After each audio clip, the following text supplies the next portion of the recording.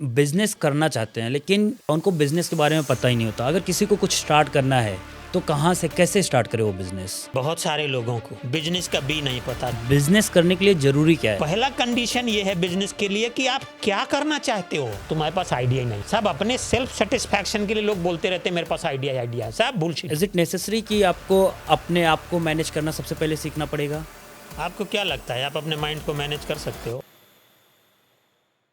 नमस्कार दोस्तों, आज का पॉडकास्ट काफ़ी ज़्यादा स्पेशल और मीनिंगफुल होने वाला है। हम में से ज़्यादातर लोग सालों तक बिजनेस को मैनेज करना सीखते हैं, टीम्स मैनेज करना सीखते हैं, फाइनेंस समझते हैं, स्ट्रेटेजी बनाते हैं। लेकिन एक चीज़ है जिसके बारे में हम सबसे कम सीखते हैं, वो खुद को मैनेज करना। आज की कन्वर्सेशन इसी टॉपिक पर है। हमारे साथ हैं मिस्टर संगम लाल, चार्टेड अकाउंटेंट, स्ट्रेटेजिस्ट और मेंटोर, जिन्होंने लगभग 2 दशकों से ज़्यादा लीडरशिप रोल में काम किया है और बिजनेस को ग्रोथ और अनसर्टेनिटी दोनों फेज में गाइड किया है। उनकी फिलॉसफी संगम नीति wealth and wisdom, finance, governance और डीपर ह्यूमन अंडरस्टैंडिंग को एक साथ लाती है और लीडरशिप को देखने का एक बहुत ही यूनिक पर्सपेक्टिव देती है। सो चलिए बात करते हैं मिस्टर संगम लाल से। नमस्कार sir, welcome to the Advolex podcast. Before starting any question answer session, sir Sangam नीति के बारे में कुछ बताएं। संगम नीति क्या है, कैसे आइडिया आया संगम नीति का आपको? नमस्कार। जो इसका नाम है संगम नीति, संगम मीन्स मिलन। हमारे प्रयागराज में भी गंगा जी यमुना जी का मिलन है, तो दो चीज़ों का मिलन। तो संगम मीन्स कि बहुत सारी चीज़ों का मिलन, कन्फ्लुएंस। एंड नीति मतलब आपका एक सिद्धांत या पॉलिसी। तो संगम नीति एक ऐसा विचार है कि हमारे दैनिक जीवन में लेके, रोज़मर्रा की ज़िंदगी से लेके आध्यात्म, व्यापार, रिलेशनशिप और ऐसे सब मुद्दों पर, ऐसे सब प्रकल्पों पर कैसे हमें एक गाइडलाइन दे सके, कैसे हमें एक नीतिबद्ध तरीके से जीवन में चलने की प्रेरणा दे सके, उसका एक संकलन है। और ये एक तरीके से हमारे जो अध्यात्म में, हमारी संस्कृति में और सभ्यता में जो चीज़ें बताई गई हैं वो आज के मॉडर्न युग में कैसे एप्लीकेबल होती हैं और कैसे हमें वो गाइडेंस दे सकती है, उसका एक संकलन है। तो ये केवल एक हिस्से के लिए नहीं है, बल्कि आपके पूरे व्यक्तित्व के लिए, आदमी के पूरे जीवन के लिए 24 घंटे में आप जो भी काम करते हो वहाँ पर ये नीति आपको कहीं ना कहीं मददगार हो सकती है। संगम नीति में सर आप कॉर्पोरेट सत्संग करते हैं, तो इसके बारे में कुछ बताएं। कॉर्पोरेट सत्संग होता क्या है, कैसे करते हैं, अगर किसी को कराना है और उसके एडवांटेजेस क्या है वो सत्संग कराने के बाद, तो इसके बारे में कुछ डिटेल में बता पाएँ अगर आप। तो इसका मैं आपको एक व्याख्या देता हूँ। सत्संग क्या होता है? सत्संग होता है अच्छे लोगों का संग, संतों का साथ। तो संतों का साथ केवल ऐसा नहीं है कि जो गेरुआधारी हैं उनका साथ, जो भी अच्छा इंसान है, जो भी अच्छा व्यक्ति है, जिसके भी अच्छे विचार हैं, उसके साथ उठना बैठना, उसकी बातों को सुनना। हमारे रामचरितमानस में गोस्वामी तुलसीदास जी ने बहुत अच्छी बात कही है। क्या? कि बिनु सत्संग विवेक न होई। बिना सत्संग के विवेक नहीं जागता। विवेक क्या है? क्या करना है, क्या नहीं करना है। आपको किसी ने गाली दी, अब आप भी उसको गाली दोगे या नहीं दोगे, इसका विवेक तो आप लगाओगे। आपने किसी को आपको किसी ने मार दिया, कोई आपका नुकसान कर गया, किसी ने आपके साथ चीटिंग किया, अभी आप भी वही व्यवहार करोगे या दूसरा व्यवहार करोगे, वो कौन डिसाइड करेगा? वो आप डिसाइड करोगे। और डिसाइड करने का सूत्र क्या होगा? आपका विवेक। जी बिल्कुल। तो बिनु सत्संग विवेक न होई, मतलब जब तक अच्छे लोगों का साथ नहीं करते हो आप, तो आपका विवेक भी उतना पॉजिटिव या आपको जो एक वैल्यूड होना चाहिए वो नहीं होएगा। और राम कृपा बिन सुलभ न सोई, मतलब बिना संतों के सत्संग नहीं होगा और बिना सत्संग के विवेक नहीं होगा। और संत कैसे मिलते हैं? बिनु हरि कृपा मिलाई नहीं संता। बिना हरि की कृपा के संत नहीं मिलते हैं। संत नहीं मिलेंगे तो सत्संग नहीं होगा। तो सत्संग मतलब कि अच्छे लोगों का साथ। इसी चीज़ को मैंने एक दोहे में कहा कि बिनु सत्संग न ज्ञान, संत बिना सत्संग, बिनु हरि कृपा न संत, हरि है निज के संग। तो ये तो बात हुई सत्संग की, अच्छे लोगों के साथ उठना बैठना, उनकी बातें सुनना, मनन करना और जीवन में आगे बढ़ना, ये सत्संग के माध्यम से होगा। अब आता है कॉरपोरेट। कॉरपोरेट मतलब क्या? विशुद्ध या शुद्ध व्यापार। कोई छोटा प्रोप्राइटरशिप में कोई अपना बिजनेस कर रहा है, या कोई बड़ी कंपनी चल रही हैं, मल्टीनेशनल कंपनी चल रही हैं, बड़े ग्रुप चल रहे हैं, ऑर्गेनाइजेशन चल रहे हैं, घूम फिर के क्या होता है? व्यापार। व्यापार में अगर आपका सात्विक विचार नहीं है ना, तो व्यापार की लाइफ नहीं है। तो सत्संग क्या है कि आपको जो व्यापार करना है, आपको जो बिजनेस करना है, वो सात्विक तरीके से आप कैसे करोगे, वो अच्छे तरीके से कैसे करोगे। हर एक बिजनेस में 6 स्टेक होल्डर होते हैं।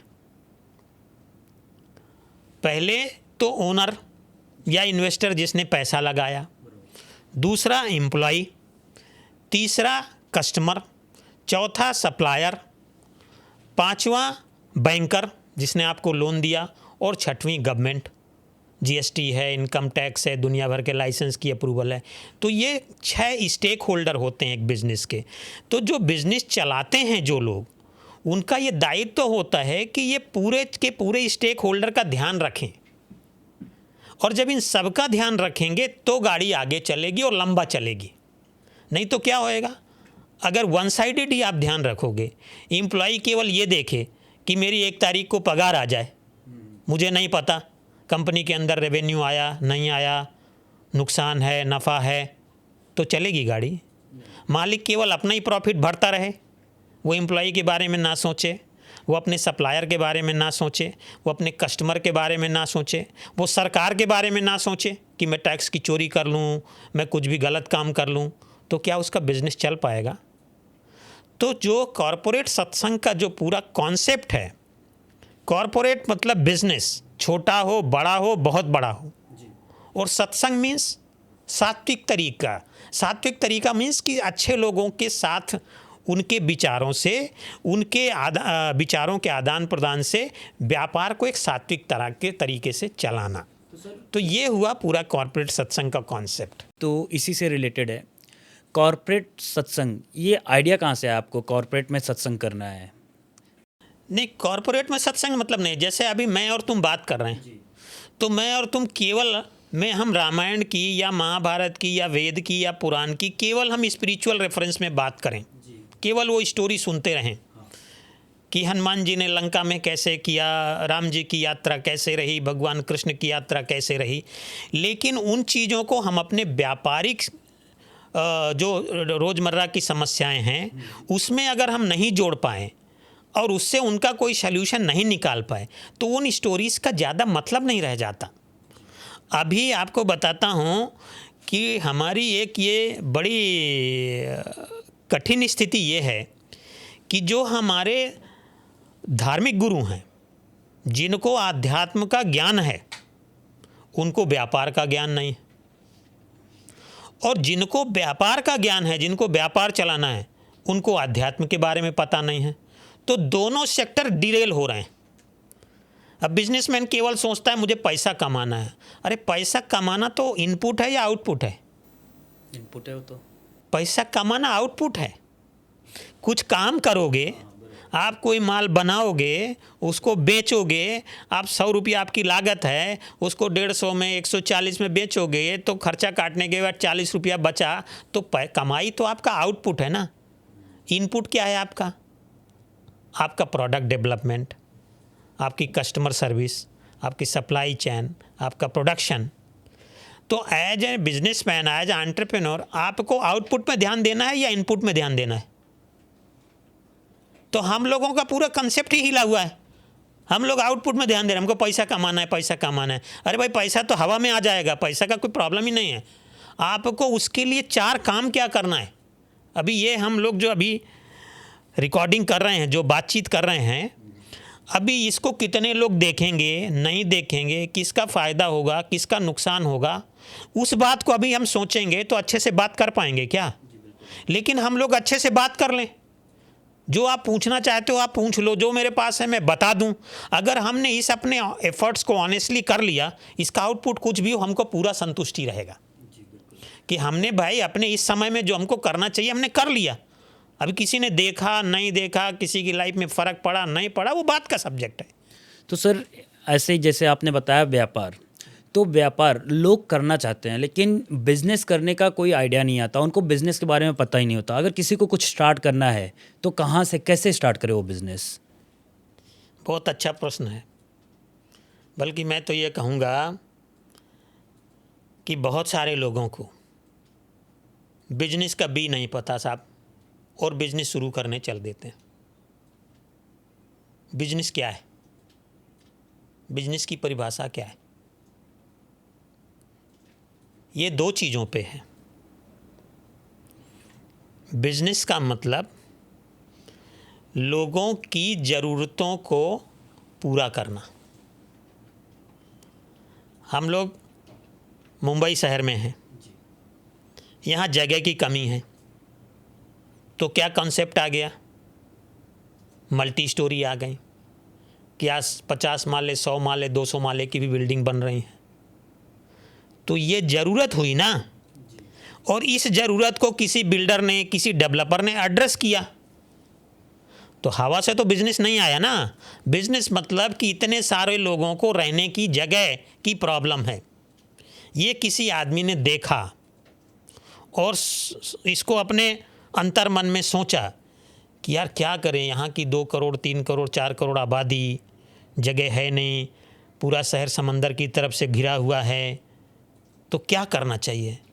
तो किसी के दिमाग में आया कि क्यों ना भाई, अभी तो हम जो है ये एकल घर में तो चल नहीं सकता, तो क्यों ना हम हाई राइज करें, मल्टी स्टोरी करें।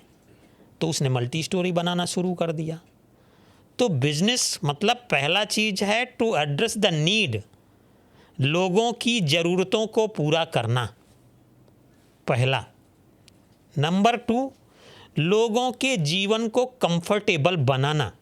जैसे पहले हम हाथ से कपड़े धोते थे, किसी ने सोचा कि भाई कपड़े धोने में बड़ी परेशानी होती है, तो वॉशिंग मशीन का आविष्कार हो गया। हम मटके का पानी पीते थे, तो किसी ने सोचा कि साहब मटके में तो इसका ज़्यादा ड्यूरेशन नहीं है और मल्टीपर्पज़ होना चाहिए, तो फ्रिज का आविष्कार हो गया। इसके पहले बिजली का आविष्कार हो गया। आजकल टेक्नोलॉजी आ गया। आर्टिफिशियल इंटेलिजेंस किसका इन्वेंशन है? आदमी का है। वो किस लिए है? कि जो काम को मैं रिपीट कर रहा हूँ आखिर में तो वो आर्टिफिशियल ही है ना। ओरिजिनल इंटेलिजेंस किसकी है? वो आपकी और मेरी है। ओरिजिनल इंटेलिजेंस कहीं नहीं जा रही, वो हमारे पास ही है। आदमी से सुपर कंप्यूटर इस दुनिया में कोई नहीं है, आदमी है। एआई भी किसने बनाया है? क्यों बनाया है? कि जो काम मैं रिपीट कर रहा हूँ, जो काम में मैं अननेसेसरी अपनी ऊर्जा, अपनी एनर्जी, अपना समय बर्बाद कर रहा हूँ, उसको मैं मशीन से करा लूँ, मैं कुछ और काम कर लूँ। तो व्यापार का मतलब ये बहुत बड़ा कन्फ्यूजन है कि जी सब पैसा कमाना है। व्यापार का मतलब है लोगों की ज़रूरतों को पूरा करना और लोगों के जीवन को कंफर्टेबल बनाना, सुविधापूर्वक बनाना। हम लोग पैदल चलते थे तो साइकिल आ गई, साइकिल के बाद स्कूटर आ गई, तो स्कूटर के बाद कार आ गई, कार के बाद स्पोर्ट्स कार भी आ गई, हवाई जहाज़ आ गए, अच्छी अच्छी सड़कें आ गई, एक्सप्रेस भी आ गए, हाईवेज़ आ गए, ट्रेन आ गई, मेट्रो आ गई, बुलेट ट्रेन आ गई। तो ये सब चीज़ें जो हैं ये हैं क्या? डेली लाइफ को इजी बनाना, या और उसकी ज़रूरत, या उसकी जो पहले हम लोग बचपन से लेकर के हम शुरुआत के 30-40 साल तो रोटी कपड़ा मकान ही सुनते रहे, किसी के लिए ही हम लोग संघर्ष कर रहे हैं, हमारे माता पिता इसी के लिए संघर्ष करते रहे। तो सर बिज़नेस करने के लिए ज़रूरी क्या है? अगर मुझे बिज़नेस करना है, आज के डेट में तो टेक्नोलॉजी बहुत आगे बढ़ गई है और डेली हर रोज़ कुछ ना कुछ नया आ रहा है। अगर मुझे कुछ बिज़नेस करना है तो उसके लिए मुझे शुरुआत कहाँ से करनी पड़ेगी? या फिर उसके लिए क्या-क्या इम्पोर्टेंट चीज़ें हैं जो मुझे करनी चाहिए? शशांक, देखो जैसे मैंने बताया कि बिजनेस में आपको ये समझ में आया कि नहीं कि लोगों की ज़रूरतों को पूरा करना है और लोगों की लाइफ को सुविधापूर्वक बनाना है, इसमें कोई कन्फ्यूजन है? अब जो बिजनेस करोगे इसी के आजू बाजू करोगे, तो क्या करोगे? तो पहले ये सोचो कि इंसानों की कौन सी ज़रूरत को पूरा करने वाले हो तुम। पहले अपनी सेवा या अपनी वस्तु के बारे में सोचो, क्या सर्विस, क्या प्रोडक्ट देने वाले हो जो इंसान की ज़रूरत है या जो इंसान को कंफर्टेबल बनाने वाली है। पहला स्टेप है बिजनेस का। कैसे करोगे बहुत दूर है। पहले तो ये आजू बाजू में हम लोग घूमते फिरते हैं ना, ओला को ये कैसे कॉन्सेप्ट आ गया कि भाई वो पूरी कारों के लिए एक ऐप बना दे, क्योंकि टैक्सी वाले को, ड्राइवर को कस्टमर नहीं मिला, कस्टमर को गाड़ी नहीं मिल रहा, उसने एक ऐप बना दिया, अभी दोनों को कनेक्ट कर दिया।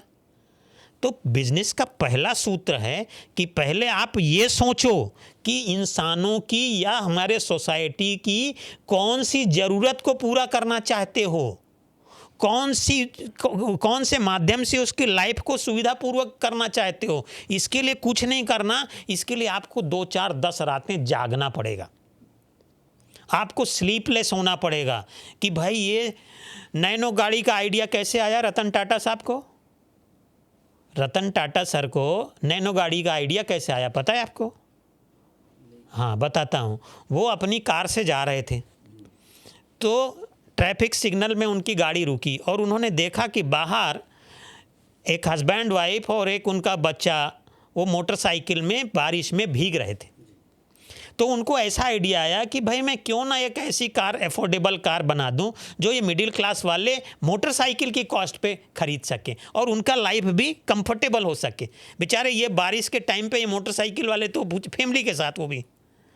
तो पहला कंडीशन ये नहीं कि आप कैसे करोगे, पहला कंडीशन ये है बिजनेस के लिए कि आप क्या करना चाहते हो, आप कौन सी सर्विस या कौन सी वस्तु बनाना चाहते हो जो इंसानों की ज़रूरत है या जिससे इंसान की लाइफ सुविधापूर्वक कंफर्टेबल होने जा रही।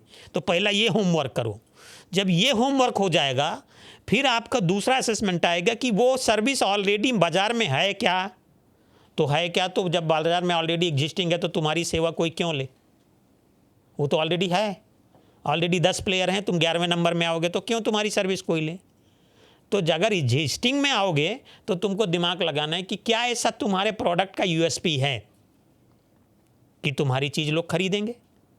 और अगर एग्जिस्टिंग में नहीं हो तो इनोवेशन में आओगे। तो इनोवेशन में तुमको स्मार्ट होना पड़ेगा कि how to sell that product to the market, to the consumer.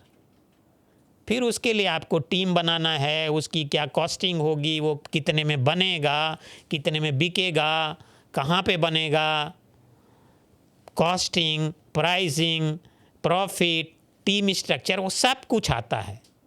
Unfortunately एक चीज़ आपको बता देता हूँ, हमारे यहाँ जो एक इकोसिस्टम है कि कोई भी आदमी बिजनेस का सोचेगा ना तो पहला ही उसका रॉन्ग वायरिंग है कि साहब पैसा कमाना है, और दूसरा उसका रॉन्ग वायरिंग है कि ये मुझे अकेला करना है। अकेला कुछ नहीं होएगा। To produce a baby you need 2 person, to produce something in your business you need good team, you cannot do it alone. 99% people in this country is still struggling alone. So sir business करना है जैसे मुझे, उसके लिए managing a mind, for example business तो करना है मुझे, मैं सब सीख रहा हूँ, टेक्नोलॉजी सीख रहा हूँ, बिज़नेस के बारे में थोड़ा बहुत सीख रहा हूँ, लेकिन मैं अपने माइंड को ही नहीं सीख पा रहा हूँ। तो उसके लिए क्या करना पड़ेगा? इज़ इट नेसेसरी कि आपको अपने आप को मैनेज करना सबसे पहले सीखना पड़ेगा बिज़नेस करने से पहले? देखो ऐसा है कि आपको क्या लगता है आप अपने माइंड को मैनेज कर सकते हो? जी बिल्कुल नहीं। ये सब फालतू की बातें हैं दुनिया में दोस्त। लेकिन ये ज़रूरी तो है ना सर? अरे जरूरी है, लेकिन पहले तो जब मैं बोल रहा हूँ पहले तो उसका ही आंसर आप ही मुझे दो। आप उस चीज़ को ही मैनेज कर सकते हो कि जो मैनेज होने वाली है। जी। जो चीज़ मैनेज होने वाली नहीं है उसको मैनेज करने में अपनी ऊर्जा क्यों बर्बाद करोगे आप? तो जो माइंड का प्रश्न है, हमारे यहाँ पर अंदर की यात्रा में या अंतःकरण में 4 चीज़ें आई। मन, बुद्धि, चित्त और अहंकार। मन क्या है? सोचना। कुछ भी सोचता है तो इसको कुछ भी सोचने दो ना यार, क्या प्रॉब्लम है? सोचने दो, क्यों लगाम लगाओगे? किसी के बस में नहीं इसमें लगाम लगाना। बुद्धि, इंटेलिजेंस। अब उसमें थोड़ा इंटेलिजेंस लगाओ, उसको फिल्टर करना सीखो कि 50 आइडिया तुम्हारे दिमाग में आ रहे हैं, किस आइडिया पे तुमको फोकस करना है, बाकी को जाने दो। लगाम नहीं लगाना है। देखो ऊर्जा का फ्लो हमारे अंदर चल रहा है, इसी ऊर्जा को यूज करके हम एक अच्छे इंसान भी बन जाएंगे और इसी ऊर्जा का यूज करके हम बुरे इंसान भी बन जाएंगे। तो मन में जो विचार आ रहे हैं उसको कुछ कंट्रोल नहीं करना है, उन विचारों को आपको दिशा क्या देनी है। तो उसके लिए बुद्धि आ गई, इंटेलिजेंस आ गई, फिर चित्त आ गया जो मेमोरी है हमारी कि आपको क्या रखना है क्या नहीं रखना है। हाँ, और फिर अहंकार आ गया, आपके पास कुछ भी आ गया तो आप ये मान लेते हो कि सब मैं ही हूँ जी, मैं ही कर रहा हूँ सब कुछ। तो मन को नहीं कंट्रोल किया जा सकता। ये सब लोग जो बोलते हैं सब बहुत सारी बातें क्या है साहब कि मैं तो अपने तजुर्बे की बात आपसे कर सकता हूँ, आपका इस लाइफ में क्या तजुर्बा है मुझे क्या पता। तो दुनिया में जितने लोग हैं, इस दुनिया की आबादी 800 करोड़ है, तो हर आदमी यूनिक है, लेकिन क्या है कि हर आदमी अपना फार्मूला दूसरे में चिपकाना चाहता है, ऐसे करो। तो इसको कुछ नहीं करना है, मन को जहाँ जो विचार आते हैं वो आते हैं, सब आप आने दो। आपको फोकस कहाँ करना है बस उस पे जाओ आप। जी। तो सर ठीक है, माइंड तो अगर नहीं मैनेज कर पा रहे हैं, लेकिन सेल्फ डिसिप्लिन कितना ज़रूरी है बिजनेस करने के लिए? सेल्फ डिसिप्लिन एक ऐसी चीज़ है जो हर एक ऑर्गेनाइजेशन ढूंढती है। तो सेल्फ डिसिप्लिन करना कितना ज़रूरी है अगर मुझे कोई बिज़नेस स्टार्ट करना है तो? इसमें 2 शब्द हैं। आपने क्या बोला? Self discipline. पहला क्या है? सेल्फ। हाँ, सेल्फ क्या है मैं जानते हो? नहीं। तो पहले उसको जानो। हमारा जो है शशांक, इतना सब कुछ चीज़ें कॉम्प्लिकेटेड कर दिया गया ना, इतने बड़े बड़े शब्द लेके आ गए, डिक्शनरी में इतनी बड़ी बड़ी चीज़ें ला दी और आदमी को पूरा कन्फ्यूज़न का उसको पुलिंदा बना दिया। डिसिप्लिन को पहले मारो गोली। आपने पहले क्या बोला? Self discipline. सेल्फ क्या है? मैं को आपने समझा कभी? अपने आप को, आप भी इस दुनिया में कस्से इंसान हो, आप ये मानते हो या नहीं मानते हो? तो फिर आपके पास रोल मॉडल क्यों होते हैं कि मेरे को अमिताभ बच्चन बनना है, मेरे को सचिन तेंदुलकर बनना है, मेरे को अंबानी बनना है, मेरे को अदानी बनना है? अरे मेरे को जो मैं हूँ वो खुद क्यों नहीं बनना है? मैं भी इस दुनिया में एक अच्छा इंसान हूँ जी। परमात्मा ने भी मेरे ऊपर बहुत कृपा की है, मेरा भी मन बुद्धि चित्त सब जो है बहुत अच्छा है, मेरे अंदर भी बहुत पॉजिटिव ऊर्जा है, मैं भी एक बहुत मेहनती आदमी हूँ, मैं भी बहुत कुछ कंट्रीब्यूट कर सकता हूँ इस दुनिया में। मैं ये अपने बारे में मानता हूँ या नहीं मानता हूँ? यस और नो? यस। तो जिस दिन तुम सेल्फ को मान जाओगे ना, वो डिसिप्लिन तुम्हारे पीछे पीछे घूमेगा, तुमको उसके पीछे नहीं घूमना।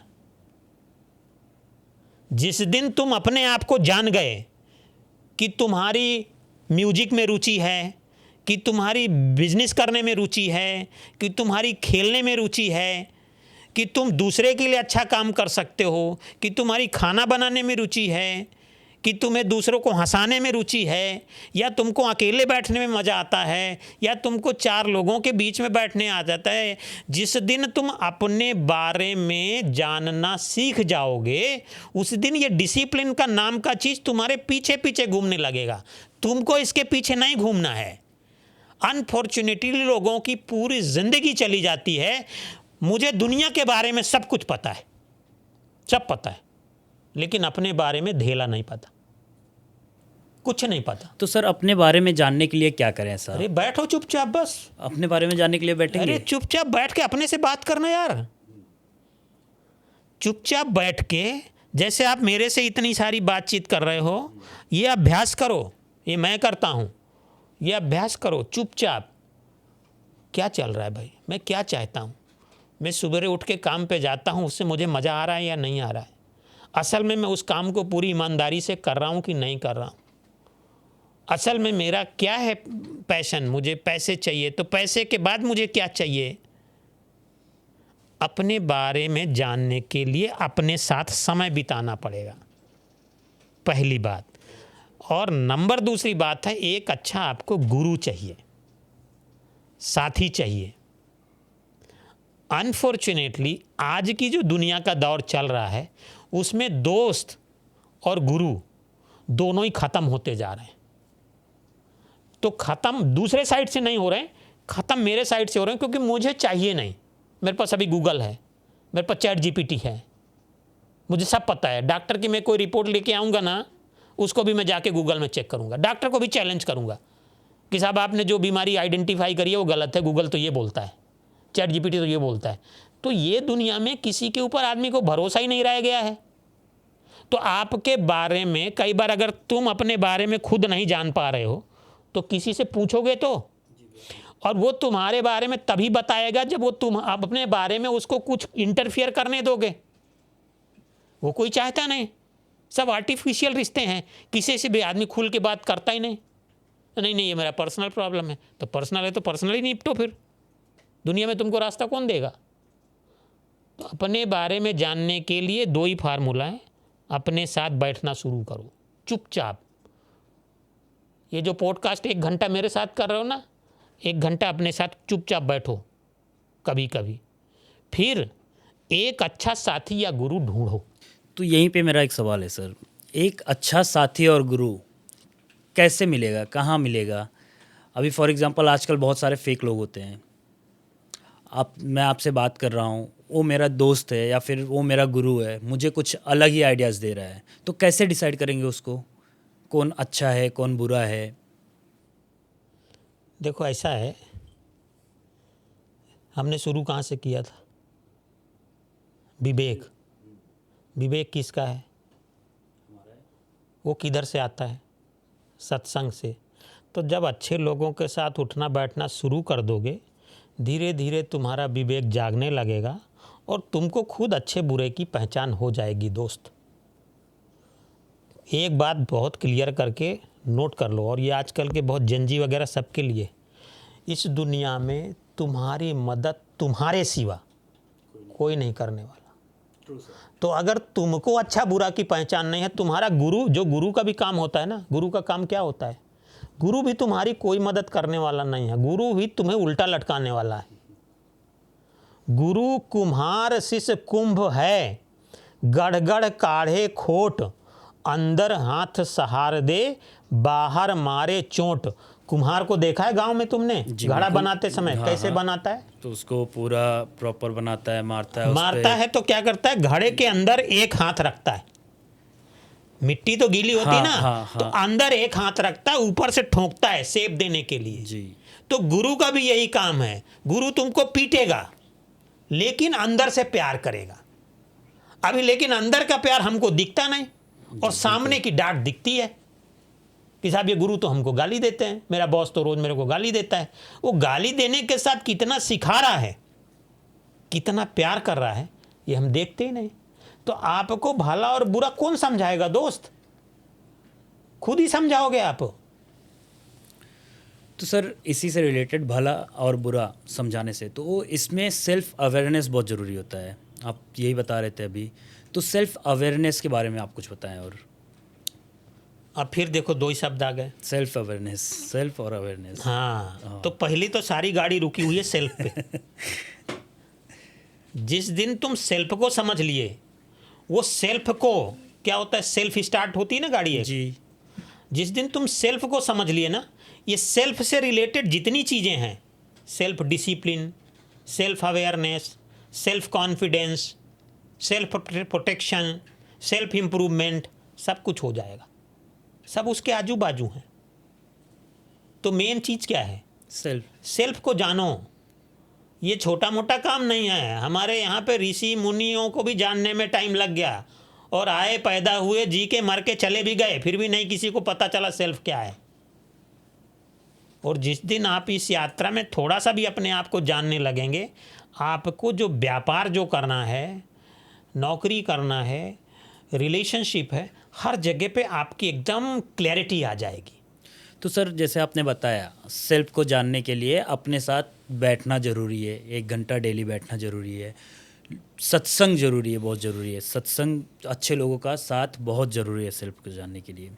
इसी से रिलेटेड एक और क्वेश्चन आता है सर, सत्संग करना तो है, सत्संग में रहना भी है, लेकिन फिर से वही क्वेश्चन आता है कि सत्संग समझने के लिए, जैसे आपने बताया, विवेक भी बहुत ज़रूरी है। तो इसमें से ही अगर मुझे कुछ करना है, फॉर एग्जांपल मेरे एज के लड़के या जेन जी में से छोटे हैं या मेरे से बड़े भी हैं, वो ये सब करना चाहते हैं, प्लेटफॉर्म ही नहीं मिलता उनको। कोई ऐसा कोई प्लेटफॉर्म है? अरे है ना, संगम नीति का प्लेटफॉर्म है ना, संगम नीति कॉर्पोरेट सत्संग, यही सब तो कर रहे हैं हम। बड़े बड़े बिजनेसमैन के साथ में बैठता हूँ, फैमिली डिस्प्यूट रिजॉल्व करता हूँ। मेरी पिताजी से भी बनती है, बेटे से भी बनती है, सास से भी बनती है, बहू से भी बनती है। एक टेबल में बैठ के उनके सारे डिस्प्यूट सॉल्व करा देता हूँ। क्यों? क्योंकि सब लोग कॉमन इंटरेस्ट की बात करो ना बॉस।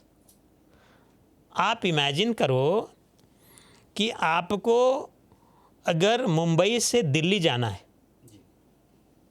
तो आप कौन सी फ़्लाइट लोगे? जो दिल्ली जाएगी। तो उस फ्लाइट में जो पैसेंजर होंगे उन सबको ही दिल्ली जाना होगा।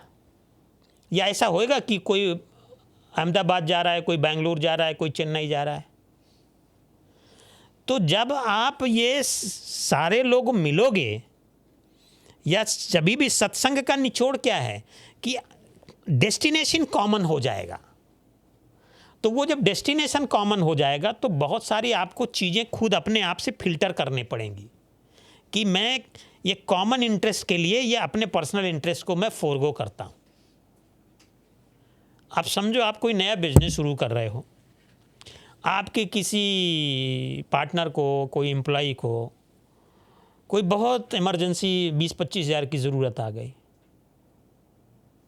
और आपके पास पैसे नहीं हैं। आप उसकी ज़रूरत को कहीं ना कहीं से पूरा करने का करेंगे, प्रयास करेंगे। हाँ, तो बस, तो क्या हुआ? अब मान लो 25 में और भी 2 काम हो सकते थे, लेकिन आपने प्रायोरिटी उस काम को दिया। तो जब उस मुसीबत के टाइम पे आप उसके पास खड़े हो गए, वो बंदा सारी ज़िंदगी के लिए आपके पास खड़ा हो गया।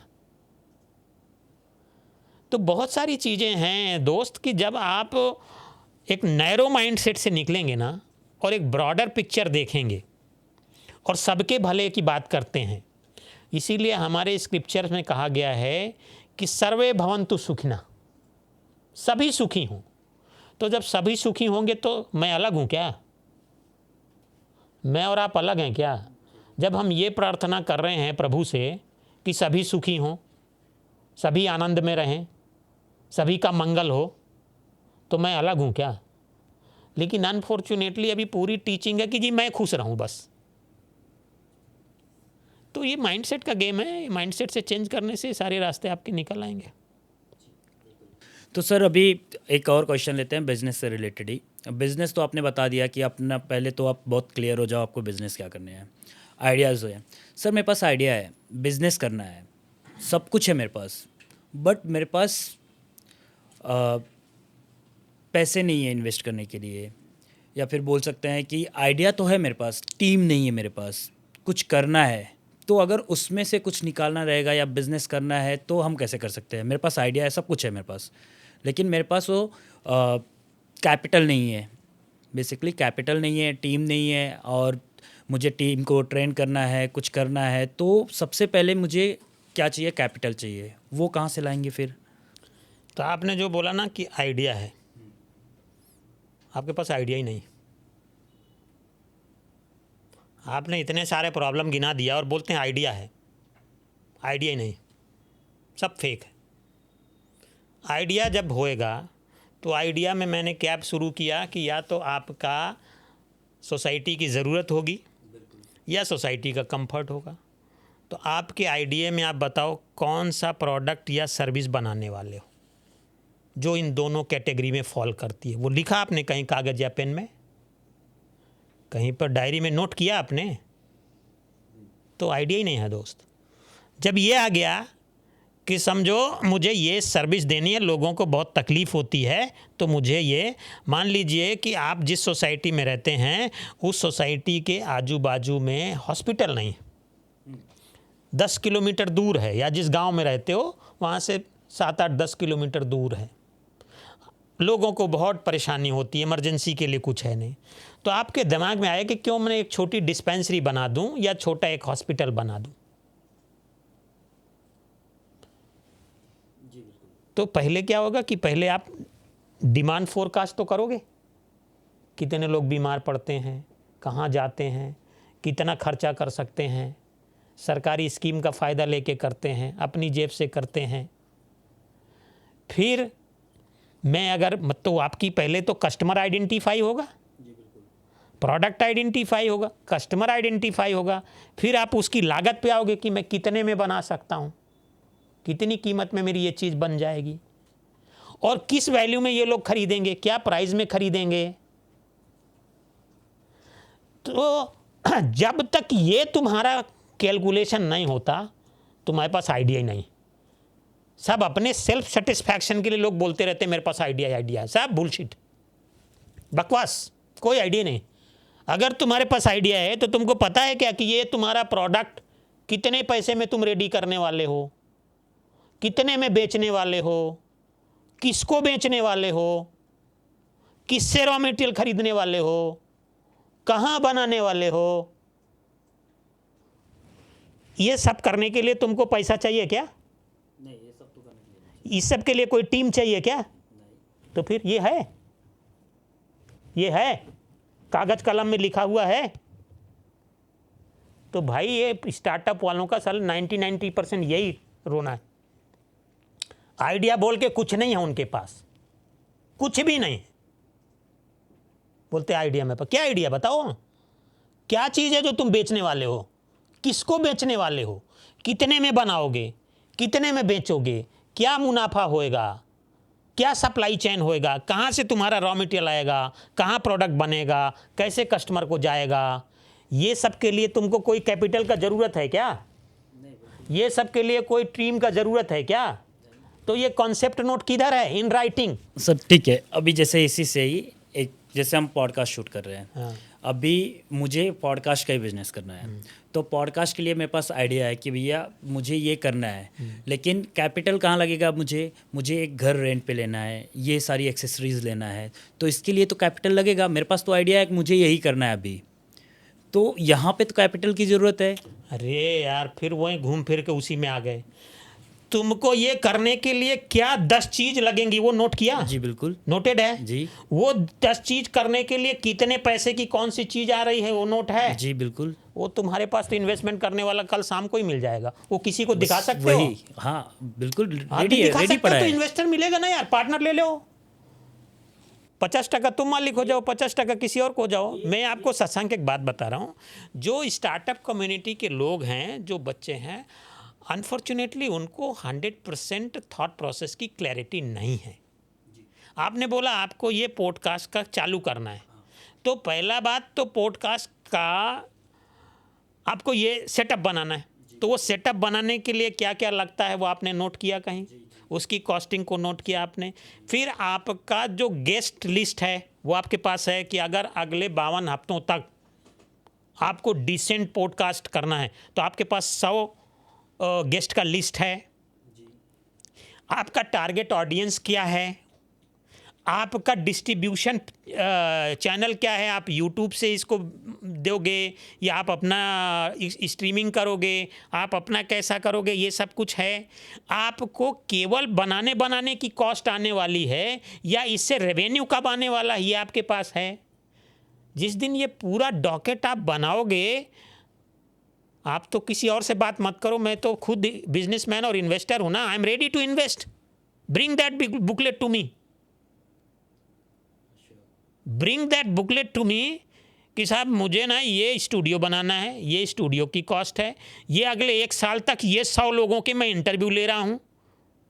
मैं तो सेल्समैन हूँ शशांक, मैं वो 50 लोगों का ना फ़ोटो छाप के ही पैसा बाज़ार से उठा लूँगा कि साहब मेरे पॉडकास्ट में तो ये सेलिब्रिटी आने वाले हैं, केवल उनकी फ़ोटो छाप करके इन्वेस्टर आ जाएगा तेरे पास। समझ रहे ना जी। तो पैसा प्रॉब्लम नहीं है बॉस। अनफॉर्चुनेटली एक आपको किस्सा सुना देता हूँ। मैं एक कॉलेज में गया था, 4th ईयर के थे, मेडिकल स्टूडेंट थे वहाँ। तो मैंने वहीं ऐसे बोला, कोई 15 साल पहले की बात है, तो मैंने बच्चों से बोला कि भाई तुम लोग ना बिजनेस करो। अब वो लोग तो सब CV लेके तैयार हैं, नौकरी ढूंढ रहे हैं। तो लगा कि वो तो मारेंगे मेरे को पकड़ के। मैंने ऐसा क्या कर दिया, मतलब कोई अपराध कर दिया, उनसे बोला कि आप लोग बिजनेस करो। तो उसमें बोले भाई आप तो बहुत फालतू बात कर रहे हैं, ये तो कैसा है, हमको तो नौकरी चाहिए, आप क्यों बिजनेस का बात कर रहे हो। तो मैंने कहा बिजनेस अच्छी बात है, करो। बोले नहीं, बिजनेस में तो बड़ा प्रॉब्लम है। तो मैंने कहा 1-2 प्रॉब्लम बोलो। तो उन्होंने बोला कि बिजनेस में रिस्क है, नंबर 1। नंबर 2 क्या है, पैसा चाहिए। तो 2 चीज़ निकल के आई कि जी बिजनेस में रिस्क है और नंबर 2 पैसा चाहिए। मैं ठीक है चलो दोनों को सॉल्व करते हैं। तो मैंने कहा अभी बताओ क्या रिस्क है, बताओ थोड़ा मेरे को लिखो 1 2 3 क्या रिस्क है। रिस्क मुझे भी बहुत टाइम तक पता नहीं था। हम लोग फाइनेंशियल वर्ल्ड के आदमी हैं, कुछ भी किताबों में पढ़ते रहते हैं, लेकिन असल में रिस्क मुझे पता लगा भगवत गीता को पढ़ के। भगवत गीता में भगवान कृष्ण ने कहा है कि और उन्होंने कहा है अर्जुन को कि मैं तेरा रिस्क मिटिगेटर हूँ, मैं तेरा LIC का बोध वाक्य क्या है पता है आपको, योगक्षेम वहाम्य हम। तो भगवान ने कृष्ण जी ने कहा अर्जुन को कि योगक्षेम वहाम्य हम। योग मतलब कि तुमको जीवन में जो चीज़ नहीं मिली उसका मिलना है योग। योग जो हम करते हैं ना, ये योगा भी करते हैं, मतलब क्या है, आत्मा को परमात्मा से मिलाना जी। योग 1+1 यही है ना। तो योग मतलब मिलना, जो चीज़ नहीं मिली उसको मिलना, उसको पाना। और क्षेम क्या है कि जो चीज़ जीवन में है वो चली ना जाए, इसलिए उसकी रक्षा करना। समझो तुमने सेविंग करके 10-20 लाख का बैलेंस बनाया, कोई बिजनेस करोगे वो बैलेंस 0 हो गया जी। तो वो रिस्क है। जी। तुम्हारी बहुत मार्केट में रेपुटेशन है, इज्जत है, तुम्हारे को लोग अच्छी रेस्पेक्ट करते हैं, कोई एक ऐसा काम किया जिससे वो रेस्पेक्ट चली गई, वो रिस्क है। तो रिस्क मतलब कि जो चीज़ आने वाली है वो आने से रह ना जाए, और जो चीज़ है वो चली ना जाए, वो है रिस्क। मैं बोला उन बच्चों से कि तुम्हारा रिस्क है क्या, तुम्हारे पास 2 रुपया की नौकरी है नहीं, कोई ऑफर लेटर है नहीं, 0 हो। तो 0 में 4 साल तक पिताजी से पैसे लेके तुम पढ़ाई कर रहे थे, अभी 1 साल का खर्चा लेकर के और कोई बिजनेस एक्सप्लोर करो, उसमें प्रॉब्लम क्या है, काहे का रिस्क है, सब फालतू बात है। रिस्क है क्या रिस्क? जिस दिन तुम्हारे पास 25,000, 50,000, 10,000 की नौकरी का ऑफर होगा और नौकरी होगी और वो नौकरी छोड़ के बिजनेस में जाओगे, उस दिन रिस्क है। क्योंकि बिजनेस में डे 1 से 10,000 रुपया नहीं आने वाला, सही बात है। लेकिन नौकरी का तो 10,000 गया ना, जी। तो वो रिस्क है। लेकिन अभी क्या रिस्क है? नंबर 2 पैसा। तो मैंने एक एक्सरसाइज रन किया, मैंने बोला ठीक है, मेरे पास चेकबुक थी एक, मैंने कहा किसको कितना पैसा चाहिए बोलो। अभी बच्चे कंफ्यूज हो गए, कैसे? अब बच्चों को लगा कि तो ये आदमी तो बेवकूफ़ बनने वाला है, क्योंकि ना कोई बिजनेस प्लान का बात कर रहा है, ना कोई प्रोजेक्ट प्रोफाइल मांग रहा है, सीधे चेक काट के दे रहा है। तो मतलब ये तो बेवकूफ़ है। अच्छा, ये मेरे को 20 लाख रुपया देने वाला हो और मैं कहीं 10 लाख मांग लूँ तो मैं बेवकूफ़ बन जाऊँ। इस चक्कर में लोगों ने पैसे ही नहीं मांगे। हाँ, तो बताओ पैसे का प्रॉब्लम कहाँ था उसमें? बात कुछ बच्चे आए, बोले साहब मेरे को तो 5 लाख चाहिए, मेरे को 10 लाख चाहिए। ठीक है, नो प्रॉब्लम। मैंने कहा बेटा, ये पैसा लेने के बाद तुम स्टॉक मार्केट में शेयर तो नहीं खरीदने वाले, तुम कोई प्रॉपर्टी का धंधा तो नहीं करने वाले, तुम कोई बैंक में FD तो नहीं बनाने वाले, तुम तो जाके कहीं खर्चा करने वाले हो। वो खर्चे की लिस्ट दो मेरे को, क्या करोगे 10 लाख का, 5 लाख का, लिस्ट दो। बोले साहब लिस्ट तो है ही नहीं। तो मैंने कहा पैसे का करोगे क्या, उड़ा दोगे? तुमको जब पता ही नहीं कि तुमको करना क्या है। अभी तुमने बोला ना तुम पॉडकास्ट करोगे, मैं तुमको पॉडकास्ट के लिए अभी 25 लाख का चेक दे के जाऊं और तुमको पता ही नहीं कि तुमको खरीदना क्या क्या है, तो तुम उड़ा दोगे पैसा। फिर आ जाओगे 3 दिन बाद, साहब पैसा और चाहिए। तो जब मैंने ये किया तो उसमें कुछ बच्चे बोले कि साहब इसमें तो 2 घंटा टाइम लगेगा। मैं ठीक है, मैं लंच के बाद भी यहीं हूँ। लंच के बाद 2 बच्चे आए और वो पूरा लिस्ट बना के आए कि साहब अपने को, हमारे को ऑफिस लेना है, इस ऑफिस का 6 महीना का रेंट, इतने हमको सेल्स का स्टाफ, इतने कंप्यूटर, इतना ये। मैंने उसमें किया, ठीक है, इसमें आप अपना प्रेफरेंस लिखते जाओ हर एक लाइन आइटम के ऊपर, और कल सुबह हम लोग बाजार में चलते हैं। मैं कल सुबह से लेकर अगले 2 दिन में सारी चीज़ें मैं आपको अवेल करा देता हूँ। आपको कंप्यूटर मिल जाएगा, आपको ऑफिस मिल जाएगा, आप बंदे ले लो, उसकी 6 महीने 1 साल की सैलरी मैं पे कर दिया करूँगा। मुझे कोई इंटरेस्ट नहीं, मुझे कुछ नहीं चाहिए। जो भी इंफ्रास्ट्रक्चर आप चाहते हो मैं आपको अगले 48 घंटे के अंदर अवेल करा दूंगा। आपको पैसा क्यों चाहिए? आपको पैसा क्यों चाहिए? आपको तो इंफ्रास्ट्रक्चर ही चाहिए ना। जी बिल्कुल। तो मैं करा के देता हूं। अभी दिमाग लगाओ कि उस इंफ्रास्ट्रक्चर से पैसे कमाओगे कैसे, रेवेन्यू जनरेट करें। राइट। तो अनफॉर्चुनेटली लोग रॉन्ग वायरिंग में फंसे हुए हैं। मैंने बिना पैसे के बिजनेस बिल्ड किए हैं Shashank. Without money I build the businesses. क्योंकि ये दुनिया इतनी अच्छी है और यहाँ के लोग इतने अच्छे हैं कि तुम कोई भी काम करने जाओगे, दोनों हाथों से लोग सपोर्ट करने को तैयार हैं। मेरे जीवन का यही अनुभव है। अब किसी और का अनुभव नहीं है, मैं उसका कोई गारंटी ले नहीं सकता, लेकिन मेरे जीवन का अनुभव ये है कि इतने सपोर्टिव लोग हैं इस दुनिया में, इतने अच्छे लोग हैं इस दुनिया में कि तुम कोई भी काम करने चाहोगे, और कंडीशन ये है कि तुमको एब्सोल्यूट क्लैरिटी होना चाहिए और तुम्हें किसी के साथ बेईमानी नहीं करना है। राइट। तो सर, आज का कन्वर्सेशन सुनने के बाद अगर ऑडियंस को कुछ आप बताना चाहें कि वो क्या करें और कैसे करें, तो कुछ अगर उसके बारे में कुछ बोलें आप तो। नहीं, आज तो हमने काफ़ी सारी बातें की, लेकिन इसमें देखो निचोड़ जो निकलता है कि पहली बात, हर चीज़ जो है ना मुझसे शुरू होके मुझी पे रुकती है, खुद से शुरू होके खुद ही पे रुक रही है, बाहर कुछ भी नहीं।